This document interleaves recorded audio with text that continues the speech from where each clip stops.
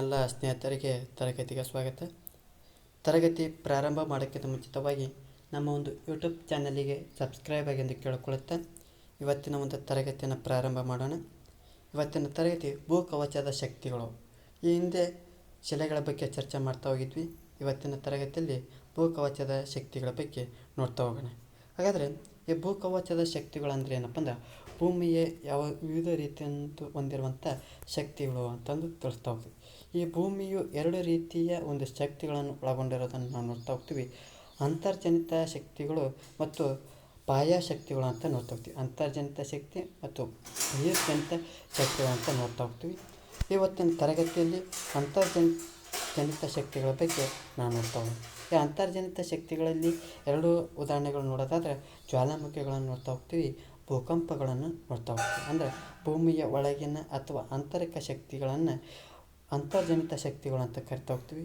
ಇವುಗಳಿಂದ ಭೂ ಮೇಲ್ಮೈನ ಸ್ವರೂಪಗಳು ಕ್ಷಿಪ್ರವಾಗಿ ಬದಲಾವಣೆ ಹೊಂದ್ತಾ ಹೋಗ್ತೈತೆ. ಅಂದರೆ ಭೂಮಿಯ ಒಳಗಡೆ ಇವುಗಳ ಒಂದು ಪ್ರಕ್ರಿಯೆ ಆರಂಭವಾದಪ್ಪ ಅಂದರೆ ಭೂ ಮೇಲ್ಮೈ ಕೆಲವೊಂದು ಬದಲಾವಣೆಗಳು ಆಗ್ತಾ ಹೋಗ್ತೈತಿ.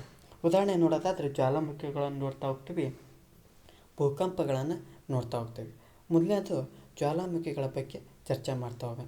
ಇವುಗಳನ್ನು ಏನಂತ ಕರಿತಾವಪ್ಪ ಅಂದ್ರೆ ವಾಲ್ಕನೀಸ್ ಅಂತ ಕರಿತಾ ಹೋಗ್ತೀವಿ. ಅಂದರೆ ಭೂ ಮೇಲ್ಮೈನಲ್ಲಿ ಬಿರುಕು ಅಥವಾ ರಂಧ್ರಗಳು ಅಥವಾ ದ್ವಾರಗಳು ಉಂಟಾಗಿ ಅವುಗಳ ಮೂಲಕ ಭೂಮಿಯ ಒಳಗಿನ ಒಂದು ಶಿಲಾಪಾಕವು ಹೊರ ಬೀಳುವುದನ್ನು ಜ್ವಾಲಾಮುಖಿ ಅಂತ ಕರಿತಾ ಹೋಗ್ತೀವಿ. ಅಂದರೆ ಭೂ ಮೇಲ್ಮೈ ಏನಾದರೂ ಬಿರುಕು ಕಂಡತ್ತಪ್ಪ ಅಂದ್ರೆ, ರಂಧ್ರ ಕಂಡತಪ್ಪ ಅಂದ್ರೆ, ದ್ವಾರಗಳು ಏನಾದ್ರು ಉಂಟಾದಪ್ಪ ಅಂದರೆ ಭೂಮಿಯ ಒಂದು ಒಳಗಡೆ ಇರುವಂಥ ಶಿಲಾಪಾಕವು ಹೊರಗೆ ಬೀಳುವುದನ್ನು ಜ್ವಾಲಾಮುಖಿಗಳು ಅಂತಂದು ಕರಿತಾ ಹೋಗ್ತೀವಿ. ಅಂದರೆ ಭೂ ಕವಚದಿಂದ ನೇರವಾಗಿ ಆಳದಲ್ಲಿರುವಂಥ ಶಿಲಾಪಾಕದ ಜಾಗಕ್ಕೆ ಸಂಪರ್ಕ ಕಲ್ಪಿಸುವಂಥ ರಂಧ್ರಗಳನ್ನು ಎಂತ ಕರಿತಪ್ಪ ಅಂದರೆ ನಾಳಗಳು ಅಂತಂತ ಕರಿತಾವೆ. ಅಂದರೆ ಇದೊಂದು ಮ್ಯಾಗ್ಮಾ ಅಂತ ಕರಿತೀವಿ. ಇದೊಂದು ರಂಧ್ರ ಅಥವಾ ಬಿರುಕು. ಅಂದರೆ ಈ ನೇರವಾದಂಥ ಶಿಲಾಪಾಕದ ಜಾಗಕ್ಕೆ ಅಂತ ಕರಿತಾವಪ್ಪ ಅಂದರೆ ನಾಳ ಅಂತಂತ ಕರಿತಾ ಹೋಗ್ತೀವಿ.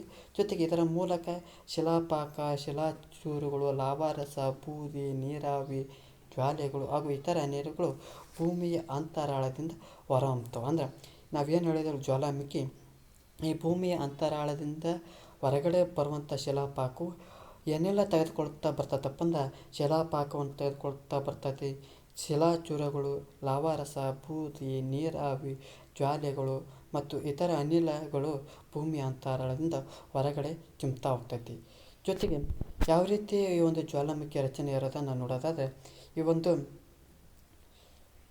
ಭೂಮಿಯ ಒಂದು ರಚನೆಯನ್ನು ನೋಡೋದಾದರೆ ಭೂಮಿಯ ಒಳಗಡೆ ಮ್ಯಾಗ್ಮಾ ಇರ್ತೈತಿ. ಆ ಮ್ಯಾಗ್ಮಾವು ಆ ಭೂಮಿಯ ಮೇಲ್ಭಾಗದಲ್ಲಿ ರಂಧ್ರ ಆಗಿರ್ಬೋದು, ದ್ವಾರ ಆಗಿರ್ಬೋದು ಮತ್ತು ಜೊತೆಗೆ ಬಿರುಕು ಆಗಿರ್ಬೋದು. ಆ ಒಂದು ಬಿರುಕು ಈ ಒಂದು ಮ್ಯಾಗ್ಮಾಗೆ ಆ ಒಂದು ರಚನೆಗೆ ಒಂದು ಮ್ಯಾಗ್ಮಾಗೆ ಕೂಡಿಕೊಂಡಿದ್ದಪ್ಪ ಅಂದ್ರೆ ಈ ಒಂದು ಮ್ಯಾಗ್ಮಾ ಭೂಮಿಯ ಹೊರಗಡೆ ಚಿಮ್ತಾ ಹೋಗ್ತೈತಿ. ಈ ಒಂದು ಚಿಮ್ಮುವಂಥ ನೇರವಾದಂಥ ಒಂದು ಭಾಗಕ್ಕೆ ಅಂತ ಕರಿತಪ್ಪ ಅಂದ್ರೆ ಮುಖ್ಯ ನಾಳ ಅಂತ ಕರಿತಾ ಹೋಗ್ತೇವೆ. ಈ ಒಂದು ನಾಳವು ಈ ಒಂದು ಭೂಮಿಯ ಮ್ಯಾಗ್ಮಾ ಹೊರಗಡೆ ಯಾವ ರೀತಿ ಚಿಮ್ತಾ ಹೋಗ್ತೈತಪ್ಪ ಅಂದ್ರೆ ಏನೆಲ್ಲ ಅಂಶಗಳಿರ್ತಾವಪ್ಪ ಅಂದ್ರೆ ಬೂದಿಯ ಮೋಡಗಳಿರ್ತವೆ ಮತ್ತು ಜ್ವಾಲಾಮುಖಿ ಇರ್ತವೆ, ಲಾವಾರಸ ಇರ್ತವೆ, ಅನೇಕ ಅಂಶಗಳನ್ನು ಹೊರಗಡೆ ಚಿಮ್ತಾ ಹೋಗ್ತೈತಿ. ಈ ಒಂದು ಜ್ವಾಲಾಮುಖಿಯ ಒಂದು ತೆಗ್ಗಾದ ಪ್ರದೇಶವನ್ನು ಏನಂತ ಕರಿತಾರಪ್ಪ ಅಂದ್ರೆ ಜ್ವಾಲಾಮುಖಿಯ ಕುಂಡ ಅಂತ ಕರಿತಾ ಹೋಗ್ತವೆ. ಮತ್ತು ಜೊತೆಗೆ ನೇರವಾಗಿ ಹೃದಯದ ಕೂಡ ಹಲವು ಶಾಖೆಗಳ ಮೂಲಕ ಹರಿತಾ ಹೋಗ್ತೈತಿ. ಇವುಗಳನ್ನ ಏನಂತ ಕರಿತಾವಪ್ಪ ಅಂದ್ರೆ ಶಾಖಾನಾಳ ಅಂತಂತ ಕರಿತಾ ಹೋಗ್ತೀವಿ. ಅಂದ್ರೆ ಭೂಮಿಯ ಅಂತರಾಳದಿಂದ ಹೊರಗಡೆ ಬರುವಂಥ ಅಂಶವನ್ನು ಜ್ವಾಲಾಮುಖಿ ಎಂಬುದನ್ನು ಕಾಣ್ತಾ ಹೋಗ್ತೀವಿ. ತದನಂತರದಲ್ಲಿ ನೋಡ್ತಾ ಹೋಗೋಣ ಆಲೆಯ ಆಕಾರದ ಅಂದರೆ ಆ ತಗ್ಗಾಗಿರುವಂಥ ಪ್ರದೇಶವನ್ನು ಏನಂತ ಕರಿತಾವಪ್ಪ ಅಂದ್ರೆ ಜ್ವಾಲಾಮುಖಿಯ ಕುಂಡ ಅಂತ ಕರಿತಾ ಹೋಗ್ತೀವಿ. ಆ ತಗ್ಗಾದ ವಿಸ್ತಾರವಾದ ಜ್ವಾಲಾಮುಖಿಯ ದ್ವಾರವನ್ನು ಕಲಡೆರಾ ಅಂತ ಕರಿತಾ ಹೋಗ್ತೀವಿ. ಅಂದರೆ ಆ ಆಲೆಯ ಆಕಾರ ಇರುವಂಥ ಜ್ವಾಲಾಮುಖಿಯ ಬಾಯನ್ನು ಜ್ವಾಲಾಮುಖಿಯ ಕುಂಡ ಅಂತ ಕರೆದಪ್ಪ ಅಂದ್ರೆ ಆ ತಗ್ಗಾದಂಥ ವಿಸ್ತಾರವಾದಂಥ ಜ್ವಾಲಾಮುಖಿಯನ್ನು ದ್ವಾರವನ್ನು ಏನಂತ ಕರಿತಪ್ಪ ಕಾಲ್ಡೆರಾ ಅಂತ ಕರಿತಾ ಹೋಗ್ತಾರೆ. ಅಂದರೆ ಇದು ಒಂದು ರೀತಿಯ ಜ್ವಾಲಾಮುಖಿಯ ರಚನೆಯನ್ನು ಕಾಣ್ತಾ ಹೋಗ್ತೀವಿ. ಜೊತೆಗೆ ಈ ಜ್ವಾಲಾಮುಖಿಯ ವಿಧಗಳನ್ನು ಸತಿಯೂ ಕಾಣ್ತಾ ಹೋಗ್ತೀವಿ. ಅಂದರೆ ಆ ಜ್ವಾಲಾಮುಖಿಯ ಅವುಗಳ ಕಾರ್ಯಾಚರಣೆ ಆಧರಿಸಿ ಆ ಮೂರು ರೀತಿಯ ಒಂದು ವಿಧಗಳನ್ನು ಕಾಣ್ತಾ ಹೋಗ್ತೀವಿ. ಜಾಗೃತ ಜ್ವಾಲಾಮುಖಿಗಳು, ಸುಪ್ತ ಜ್ವಾಲಾಮುಖಿಗಳು, ಲುಪ್ತ ಜ್ವಾಲಾಮುಖಿಗಳು ಅಂತಂದು ವರ್ಗೀಕರಣ ಮಾಡ್ತಾ ಹೋಗ್ತೀವಿ. ಅದರಲ್ಲಿ ಜಾಗೃತ ಜ್ವಾಲಾಮುಖಿಗಳ ಬಗ್ಗೆ ಚರ್ಚೆ ಮಾಡ್ತಾ ಹೋಗ್ತೀವಿ. ಹಾಗಾದರೆ ಇವುಗಳನ್ನು ಆ್ಯಕ್ಟಿವ್ ವಾಲ್ಕನೀಸ್ ಅಂದರೆ ಹೆಸರಲ್ಲೇ ಐತೆ ಆ್ಯಕ್ಟಿವ್ ವಾಲ್ಕನೀಸ್. ಇವು ಮೇಲಿಂದ ಮೇಲೆ ಸ್ಫೋಟಗೊಂಡು ಲಾವಾರಸ, ಅನಿಲ, ಬೂದಿ ಇತ್ಯಾದಿಗಳನ್ನು ಹೊರ ಚಿಮ್ಮುತ್ತವೆ. ಹಾಗಾಗಿ ಇವುಗಳನ್ನು ಜಾಗೃತ ಜ್ವಾಲಾಮುಖಿಗಳು ಅಂತ ಕರಿತಾ ಹೋಗ್ತವೆ. ಅಂದ್ರೆ ಇವುಗಳು ಮೇಲಿಂದ ಮೇಲೆ ಅಂದ್ರೆ ಕಂಟಿನ್ಯೂ ಆ್ಯಕ್ಟಿವ್ ಇದ್ದಾನೆ ಇರ್ತವೆ. ಅಂದ್ರೆ ಇವೇನು ಕ್ಲೋಸ್ ಆಗಿರೋಂಗಿಲ್ಲ, ಆ್ಯಕ್ಟಿವ್ ಇರ್ತಾಯಿರ್ತವೆ. ಅಂದರೆ ಮೇಲಿಂದ ಮೇಲೆ ಸ್ಫೋಟಗೊಂಡು ಆ ಭೂಮಿ ಅಂತರಾಳದಲ್ಲಿರುವಂಥ ಲಾವಾರಸ, ಅನಿಲ, ಬೂದಿಗಳನ್ನು ಹೊರಗಡೆಗೆ ಚಿಮ್ತಾ ಇರ್ತವೆ. ಹಾಗಾಗಿ ಇವುಗಳನ್ನು ಜಾಗೃತ ಜ್ವಾಲಾಮುಖಿಗಳು ಅಂತಂದು ಕರಿತಾ ಹೋಗ್ತೀವಿ. ಹಾಗಾಗಿ ಈ ಪ್ರಪಂಚದಲ್ಲಿ ಎಷ್ಟು ಜಾಗೃತ ಜ್ವಾಲಾಮುಖಿಗಳು ಇರ್ಬೋದಾದರೆ ಸರಿಸುಮಾರು 1350 ಜೀವಂತ ಜಾಗೃತ ಜ್ವಾಲಾಮುಖಿಗಳು ಇರೋದನ್ನು ಕಾಣ್ತಾ ಹೋಗ್ತೀವಿ.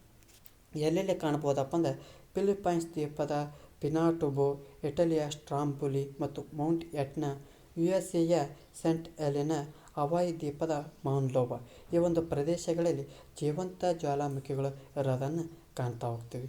ನಂತರದಲ್ಲಿ ಸುಪ್ತ ಜ್ವಾಲಾಮುಖಿಗಳು ಅಂದರೆ ಈ ಸುಪ್ತ ಜ್ವಾಲಾಮುಖಿಗಳನ್ನು ಟೊರಾಮೆಂಟ್ ವಾಲ್ಕನೀಸ್ ಅಂತ ಕರಿತಾ ಹೋಗ್ತೀವಿ. ಅಂದರೆ ಒಮ್ಮೆ ಸ್ಫೋಟಿಸಿ ಆನಂತರ ಬಹುಕಾಲ ಕಾರ್ಯಾಚರಣೆ ನಡೆಸದೆ ಸುಪ್ತವಾಗಿದ್ದು ಯಾವಾಗಲೂ ಒಮ್ಮೆ ಜಾಗೃತವಾಗಿ ಕಾರ್ಯಾಚರಣೆ ನಡೆಸುವಂಥ ಜ್ವಾಲಾಮುಖಿಗಳನ್ನು ಸುಪ್ತ ಜ್ವಾಲಾಮುಖಿಗಳು ಅಂತ ಕರಿತಾ ಹೋಗ್ತೀವಿ. ಅಂದರೆ ಒಮ್ಮೆ ಸ್ಫೋಟ ಮಾಡಿ ಬಹುಕಾಲ ಅಂದರೆ ಬಹುಕಾಲ ನಂತರ ಕಾರ್ಯಾಚರಣೆ ನಡೆಸಿದ ತಣ್ಣಗಿದ್ದು ಒಮ್ಮೆದೊಮ್ಮೆಲೆ ಒಂದು ಜಾಗೃತವಾಗುವಂಥ ಕಾರ್ಯಾಚರಣೆ ನಡೆಸುವಂಥ ಜ್ವಾಲಾಮುಖಿಗಳನ್ನು ಸುಪ್ತ ಜ್ವಾಲಾಮುಖಿಗಳು ಅಂತ ಕರಿತಾ ಹೋಗ್ತಾರೆ. ಅಂದರೆ ಒಮ್ಮೆ ಸ್ಫೋಟಿಸಿ ಆನಂತರ ಕಾರ್ಯಾಚರಣೆ ಮಾಡಿದೆ ತಣ್ಣಗಿದ್ದು ಒಮ್ಮೆದೊಮ್ಮೆಲೆ ಕಾರ್ಯಾಚರಣೆ ಮಾಡುವಂಥ ಜ್ವಾಲಾಮುಖಿಗಳನ್ನು ಸುಪ್ತ ಜ್ವಾಲಾಮುಖಿಗಳು ಅಂತ ಕರಿತಾ ಹೋಗ್ತೀವಿ.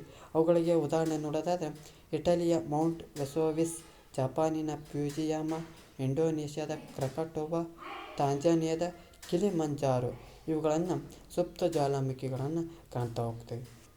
ನಂತರದಲ್ಲಿ ನೋಡ್ತಾ ಹೋಗೋಣ ಲುಪ್ತ ಜ್ವಾಲಾಮುಖಿಗಳು. ಅಂದರೆ ಇವುಗಳು ಏನಂತ ಕರಿತಾವಪ್ಪ ಅಂದರೆ ಎಕ್ಸ್ಟಿಂಕ್ಟ್ ವ್ಯಾಲ್ಕನೀಸ್ ಅಂತ ಕರಿತಾ ಹೋಗ್ತೀವಿ. ಅಂದರೆ ಇವುಗಳು ಪುರಾತನ ಕಾಲದಲ್ಲಿ ಕಾರ್ಯಾಚರಣೆ ನಡೆಸಿದ್ದು ನಂತರದಲ್ಲಿ ಯಾವುದೇ ರೀತಿಯ ಕಾರ್ಯಾಚರಣೆ ನಡೆಸಿರಂಗಿಲ್ಲ. ಅಂದರೆ ಈ ಒಂದು ಜ್ವಾಲಾಮುಖಿಗಳು ಪುರಾತನ ಕಾಲದಲ್ಲಿ ಸ್ಫೋಟಗೊಂಡಿರ್ತವೆ. ಈ ಒಂದು ಪುರಾತನ ಕಾಲದಲ್ಲಿ ಕಾರ್ಯಾಚರಣೆ ನಡೆಸಿದ್ದು ಇವತ್ತಿಗೂ ಕೂಡ ಯಾವುದೇ ರೀತಿಯ ಕಾರ್ಯಾಚರಣೆ ನಡೆಸಿರಂಗಿಲ್ಲ. ಹಾಗಾಗಿ ಇವುಗಳನ್ನು ಲುಪ್ತ ಜ್ವಾಲಾಮುಖಿಗಳಂತ ಕರಿತಾ ಹೋಗ್ತೀವಿ. ಈ ಲುಪ್ತ ಜ್ವಾಲಾಮುಖಿಗಳ ಉದಾಹರಣೆ ನೋಡೋದಾದರೆ ಅರ್ಜೆಂಟೀನಾದ ಅಕಾಂಕುವಾ, ತಾಂಜಾನಿಯಾದ ಕುರಾಂಕೂರ್, ಸ್ಕಾಟ್ಲೆಂಡಿನ ಆರ್ಥರ್ ಸೀಟ್ ಇನ್ನು ಮುಂತಾದ ಜ್ವಾಲಾಮುಖಿಗಳ ಒಂದು ಪ್ರದೇಶಗಳನ್ನು ಕಾಣ್ತಾ ಹೋಗ್ತೀವಿ. ಜೊತೆಗೆ ಕೆಲವೊಂದು ಜ್ವಾಲಾಮುಖಿಗಳು ವಿಶೇಷವಾಗಿ ಗಮನಿಸ್ತಾ ಹೋಗ್ತವೆ. ಅಂದರೆ ಪ್ರಪಂಚದಲ್ಲಿ ಪ್ರಸಿದ್ಧ ಜ್ವಾಲಾಮುಖಿಗಳನ್ನು ಕಾಣ್ತಾ ಹೋಗ್ತೀವಿ. ಅವು ಯಾವ್ಯಾವ ನೋಡೋದಾದ್ರೆ ಮೌಂಟ್ ವೆಸೋವಿಸ್ ಅಂತ ನೋಡ್ತಾ ಹೋಗ್ತೀವಿ. ಇದು ಇಟಲಿ ದೇಶದಲ್ಲಿ ಕಂಡು ಬರ್ತಾ ಹೋಗ್ತದೆ. ಮೌಂಟ್ ಕ್ರಕಾಟೋವಾ ಇದು ಇಂಡೋನೇಷ್ಯಾದಲ್ಲಿ ಕಂಡು ಬರ್ತಾ ಹೋಗ್ತದೆ. ಮೌಂಟ್ ಪೀಲಿ ವೆಸ್ಟ್ ಇಂಡೀಸದಲ್ಲಿ ಕಂಡು ಬರ್ತಾ ಹೋಗ್ತದೆ. ಈ ಮೌಂಟ್ ಪಿಜಿಯಾಮ ಜ್ವಾಲಾಮುಖಿಯನ್ನು ಜಪಾನಿಯರು ಏನಂತ ಕಾಣ್ತಾರೆ ಪೂಜಿಸ್ತಾರೆ ಅಂದರೆ ದೇವರಂದು ಪೂಜೆ ಮಾಡ್ತಾ ಹೋಗ್ತಾರೆ. ಅಂದರೆ ಮೌಂಟ್ ಪಿಜಿಯಾಮ ಜ್ವಾಲಾಮುಖಿಯನ್ನು ಈ ಜಪಾನ್ ದೇಶದವರು ಏನಂತ ಪೂಜೆ ಮಾಡ್ತಾರಪ್ಪ ಅಂದರೆ ದೇವರಂತಂದು ಪೂಜೆ ಮಾಡೋದನ್ನು ನೋಡ್ತಾ ಹೋಗ್ತೀವಿ. ಈ ಜ್ವಾಲಾಮುಖಿಯ ಒಂದು ವಿಧಗಳನ್ನು ನೋಡೋದಾದರೆ ಈ ಸಕ್ರಿಯ ಜ್ವಾಲಾಮುಖಿ, ಸುಪ್ತ ಜ್ವಾಲಾಮುಖಿ ಮತ್ತು ಲುಪ್ತ ಜ್ವಾಲಾಮುಖಿ. ಅಂದರೆ ಇದು ಸಕ್ರಿಯ ಜ್ವಾಲಾಮುಖಿ ಅಂದ್ರೆ ಏನಪ್ಪ ಅಂದ್ರೆ ಯಾವಾಗಲೂ ಆ್ಯಕ್ಟಿವ್ ಆಗಿ ಆಡ್ತಾ ಹೋಗ್ತೈತಿ. ಈ ಸುಪ್ತ ಜ್ವಾಲಾಮುಖಿ ಅಂದರೆ ಒಮ್ಮೆ ಸ್ಫೋಟಿಸಿ ಮತ್ತು ನಂತರದಲ್ಲಿ ಸ್ಫೋಟಗೊಳ್ತಾ ಹೋಗ್ತೈತಿ. ಮತ್ತು ಲುಪ್ತ ಜ್ವಾಲಾಮುಖಿ ಅಂದರೆ ಏನಪ್ಪ ಪುರಾತನ ಕಾಲದಲ್ಲಿ ಸ್ಫೋಟವಾಗಿ ಇವತ್ತಿಗೂ ಕೂಡ ಯಾವುದೇ ರೀತಿಯ ಸ್ಫೋಟವಾಗದೇ ಇರೋದನ್ನು ನಾವು ಲುಪ್ತ ಜ್ವಾಲಾಮುಖಿ ಅಂತ ನೋಡ್ತಾ ಹೋಗ್ತೀವಿ. ಹಾಗಾದರೆ ಈ ಜ್ವಾಲಾಮುಖಿಯ ವಸ್ತುಗಳ ಬಗ್ಗೆ ನೋಡ್ತಾ ಹೋಗೋಣ. ಅಂದರೆ ಆ ಜ್ವಾಲಾಮುಖಿಗಳಿಂದ ಬರುವಂಥ ಅಥವಾ ಹೊರಚಿಮ್ಮುವಂಥ ವಸ್ತುಗಳು ಯಾವ್ಯಾವ ಇರ್ತಾವ ಅಂತ ನೋಡೋದಾದರೆ ಅದರಲ್ಲಿ ಕೂಡ ನಾವು 3 ರೀತಿಯಾಗಿ ವರ್ಗೀಕರಣ ಮಾಡ್ತಾ ಹೋಗ್ತೀವಿ. ಯಾವ ರೀತಿಯಪ್ಪ ಅಂದ್ರೆ ಆ ಘನ ವಸ್ತುಗಳಲ್ಲಿ ನೋಡ್ತಾ ಹೋಗ್ತೀವಿ, ಅನಿಲಗಳ ರೂಪದಲ್ಲಿ ನೋಡ್ತಾ ಹೋಗ್ತೀವಿ, ದ್ರವ ವಸ್ತುಗಳ ರೂಪದಲ್ಲಿ ಈ ಒಂದು ಜ್ವಾಲಾಮುಖಿಯ ವಸ್ತುಗಳನ್ನು ಕಾಣ್ತಾ ಹೋಗ್ತೀವಿ. ಹಾಗಾದರೆ ಆ ಘನ ವಸ್ತುಗಳು ಯಾವ ರೀತಿ ಇರ್ತಾವಪ್ಪ ಅಂದ್ರೆ ಆ ಜ್ವಾಲಾಮುಖಿಯ ಕುಂಡುಗಳನ್ನು ನೋಡ್ತಾ ಹೋಗ್ತೀವಿ, ಆ ಕಿಟ್ಟ ಧೂಳನ್ನು ನೋಡ್ತಾ ಹೋಗ್ತೀವಿ, ಬೂದಿಗಳನ್ನು ನೋಡ್ತಾ ಹೋಗ್ತೀವಿ. ಇವು ಘನ ರೂಪದಲ್ಲಿ ನೋಡ್ತಾ ಹೋಗ್ತೀವಿ. ಜೊತೆಗೆ ಅನಿಲಗಳನ್ನು ಹೊರಗಡೆ ಚಿಮ್ತಾ ಹೋಗ್ತೀವಿ. ಯಾವ ರೀತಿಯಪ್ಪ ಅಂದ್ರೆ ಗಂಧಕ ರೂಪದಲ್ಲಿ, ಹೈಡ್ರೋಜನ್, ಇಂಗಾಲದ ಡೈಆಕ್ಸೈಡ್, ನೀರಾವಿಯ ರೂಪದಲ್ಲಿ ಈ ಒಂದು ಜ್ವಾಲಾಮುಖಿಯ ವಸ್ತುಗಳು ಕಾಣ್ತಾ ಹೋಗ್ತೀವಿ. ಮತ್ತು ದ್ರವ ರೂಪದಲ್ಲಿ ಲಾವಾ ರಸವನ್ನು ನಾವು ನೋಡ್ತಾ ಹೋಗ್ತೀವಿ. ಅಂದರೆ ಘನ ರೂಪದಲ್ಲಿ, ಅನಿಲ ರೂಪದಲ್ಲಿ ಮತ್ತು ದ್ರವ ರೂಪದಲ್ಲಿ ಈ ಒಂದು ಜ್ವಾಲಾಮುಖಿಯ ವಸ್ತುಗಳು ಇರೋದನ್ನು ಕಾಣ್ತಾ ಹೋಗ್ತೀವಿ. ಹಾಗಾದರೆ ಈ ಒಂದು ಜ್ವಾಲಾಮುಖಿಯ ಹಂಚಿಕೆ ಈ ಇಡೀ ಪ್ರಪಂಚದಲ್ಲಿ ಯಾವ ರೀತಿ ಹಂಚಿಕೆ ಇರೋದನ್ನು ನೋಡೋದಾದರೆ, ಪ್ರಪಂಚದಲ್ಲಿ ಅನೇಕ ಪ್ರದೇಶಗಳು ಜ್ವಾಲಾಮುಖಿಗಳು ನಡ್ತಾ ಹೋಗ್ತವೆ. ಆ ದೀಪಗಳನ್ನು ನಡ್ತಾ ಹೋಗ್ತವೆ, ಹೊಸ ಮಡಿಕೆ ಪರ್ವತ ಶ್ರೇಣಿಗಳನ್ನು ನಡ್ತಾ ಹೋಗ್ತವೆ ಮತ್ತು ಭೂಖಂಡಗಳಲ್ಲಿ ಪ್ರಸ್ಥಭೂಮಿಗಳಲ್ಲಿ ಕಂಡು ಬರ್ತಾ ಹೋಗ್ತವೆ. ಹಾಗಾಗಿ ಈ ಒಂದು ಜ್ವಾಲಾಮುಖಿ ಕಂಡುಬರುವಂಥ ಪ್ರಮುಖ ಪ್ರದೇಶಗಳು ನೋಡೋದಾದ್ರೆ, ಒಂದನೇದು ಪೆಸಿಫಿಕ್ ವೃತ್ತ ಪ್ರದೇಶವನ್ನು ಕಾಣ್ತಾ ಹೋಗ್ತೀವಿ, ಮತ್ತು ಅಟ್ಲಾಂಟಿಕ್ ವಲಯದೊಳಗೆ ಕಾಣ್ತಾ ಹೋಗ್ತೀವಿ, ಮತ್ತು ಭೂಖಂಡ ವಲಯದೊಳಗೆ ಕಾಣ್ತಾ ಹೋಗ್ತೀವಿ. ಇವುಗಳನ್ನು ನೋಡೋದಾದ್ರೆ ಪೆಸಿಫಿಕ್ ವೃತ್ತ ಪ್ರದೇಶ ಅಥವಾ ಪೆಸಿಫಿಕ್ ಅಗ್ನಿ ವೃತ್ತದೊಳಗೆ ಯಾವ ಪ್ರದೇಶಗಳು ಕಂಡು ಬರ್ತಾ ಹೋಗ್ತಾವಪ್ಪ ಅಂದ್ರೆ, ಆ ಪೆಸಿಫಿಕ್ ಸಾಗರದ ಕರಾವಳಿ ತೀರಗಳಲ್ಲಿ ಅಂದರೆ ಫಿಲಿಪೈನ್ಸ್ನಲ್ಲಿ ನೋಡ್ತಾ ಹೋಗ್ತೀವಿ, ಜಪಾನ್, USA, ಮಧ್ಯ ಅಮೆರಿಕಾ, ದಕ್ಷಿಣ ಅಮೆರಿಕಾ ಇತ್ಯಾದಿ ಪ್ರದೇಶಗಳಲ್ಲಿ ನಾವು ನೋಡ್ತಾ ಹೋಗ್ತೀವಿ. ಈ ಒಂದು ಪ್ರದೇಶಗಳಲ್ಲಿ ಜಗತ್ತಿನ ಅತಿ ಹೆಚ್ಚು ಜ್ವಾಲಾಮುಖಿಗಳನ್ನು ಈ ಒಂದು ವಲಯದೊಳಗೆ ಕಾಣ್ತಾ ಹೋಗ್ತೀವಿ. ತದನಂತರದ ಮಧ್ಯ ಅಟ್ಲಾಂಟಿಕ್ ವಲಯದೊಳಗೆ ನೋಡೋದಾದರೆ ಐಸ್ಲ್ಯಾಂಡ್ ಮತ್ತು ವೆಸ್ಟ್ ಇಂಡೀಸ್ ದ್ವೀಪಗಳಿಗೆ ಕಾಣ್ತಾ ಹೋಗ್ತೀವಿ. ಮಧ್ಯ ಭೂಖಂಡ ವಲಯದೊಳಗೆ Italy, Spain, France, Greece, Turkey ಒಂದು ದೇಶದೊಳಗೆ ಈ ಒಂದು ಜ್ವಾಲಾಮುಖಿಗಳು ಇರೋದನ್ನು ಕಾಣ್ತಾ ಹೋಗ್ತೀವಿ. ಜೊತೆಗೆ ಈ ಒಂದು ಜ್ವಾಲಾಮುಖಿ ವಲಯಗಳನ್ನು ಹೊರತುಪಡಿಸಿ ನೋಡೋದಾದ್ರೆ ಹವಾಯಿ ಮತ್ತು ಇಂಡೋನೇಷ್ಯಾ ಮುಂತಾದ ದ್ವೀಪಗಳಲ್ಲಿ ಈ ಜ್ವಾಲಾಮುಖಿಗಳು ಆಗೋದನ್ನು ಕಾಣ್ತಾ ಹೋಗ್ತೀವಿ. ಮುಖ್ಯವಾಗಿ ಪೆಸಿಫಿಕ್ ವೃತ್ತ ಪ್ರದೇಶ ಇದೊಂದು ರಿಂಗ್ ಆಫ್ ಫೈರ್ ಅಂತ ಕರಿತಾ ಹೋಗ್ತಾರೆ.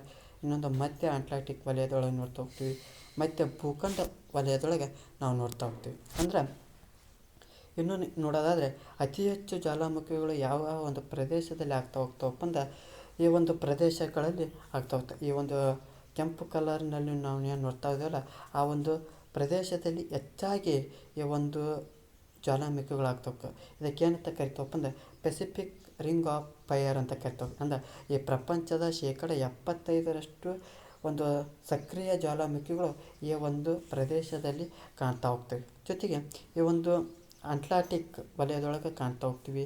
ಒಂದು ಮಧ್ಯ ಒಂದು ಅಟ್ಲಾಂಟಿಕ್ ಮಧ್ಯ ಅಟ್ಲಾಂಟಿಕ್ ವಲಯದೊಳಗೆ ಕಾಣ್ತಾ ಹೋಗೋದನ್ನು ನಾವು ನೋಡ್ತಾ ಹೋಗ್ತೀವಿ. ಜೊತೆಗೆ ಈ ರಿಂಗ್ ಆಫ್ ಫೈರ್ ಇಡೀ ಪ್ರಪಂಚದ 75% ಒಂದು ಸಕ್ರಿಯ ಜ್ವಾಲಾಮುಖಿಗಳನ್ನು ಕಾಣೋದನ್ನು ನಾವಿಲ್ಲಿ ನೋಡ್ತಾ ಹೋಗ್ತೀವಿ.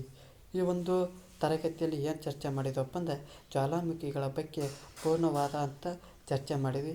ಈ ಒಂದು ತರಗತಿ ಇಷ್ಟ ಆಗಿದ್ದಪ್ಪ ಅಂದರೆ ನಮ್ಮ ಒಂದು ಯೂಟ್ಯೂಬ್ ಚಾನಲಿಗೆ ಸಬ್ಸ್ಕ್ರೈಬ್ ಆಗಿ ಅಂತ ಕೇಳ್ಕೊಳುತ್ತಾ, ಈ ಒಂದು ತರಗತಿ ಇಷ್ಟ ಆಗಿದ್ದರೆ ಲೈಕ್ ಮಾಡಿ, ಮತ್ತು ಇಷ್ಟ ಆಗಿಲ್ಲದಿದ್ದರೆ ಡಿಸ್ಲೈಕ್ ಮಾಡಿ. ಏನಾದರೂ ದೋಷಗಳು ಮತ್ತು ನಿಮ್ಮ ಒಂದು ಸಲಹೆಗಳು ಇದ್ದರೆ ಈ ಒಂದು ಕಮೆಂಟ್ ಬಾಕ್ಸ್ನಲ್ಲಿ ತಿಳಿಸಿ ಅಂತ ಕೇಳ್ಕೊಳ್ತಾ ಇವತ್ತಿನ ಒಂದು ತರಗತಿಯನ್ನು ಪೂರ್ಣಗೊಳಿಸುತ್ತೇನೆ. ಮುಂದಿನ ತರಗತಿಯೊಳಗೆ ಹೊಸದಾದ ಒಂದು ವಿಷಯವನ್ನು ತೆಗೆದುಕೊಂಡು ಬರ್ತಾ ಹೋಗ್ತೀನಿ. ಎಲ್ಲರಿಗೂ ಧನ್ಯವಾದಗಳು.